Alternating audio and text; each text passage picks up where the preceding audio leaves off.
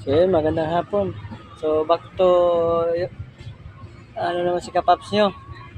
Ayan, sensya na at ano ng aking camera dahil malabo-labo na rin.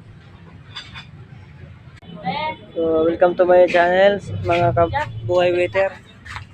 So andito na ulit si ka-waiter nyo at ngayon lang ulit nakapag-vlog.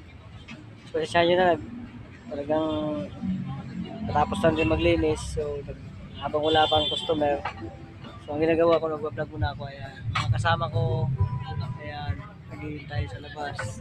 Meeting kami dahil pag may dumadating na customer, tinatawag rin namin. So ayan, magandang hapon sa inyong lahat, sa mga solid followers ko dyan, mga followers, non-followers ko dyan. Maraming salamat sa inyo.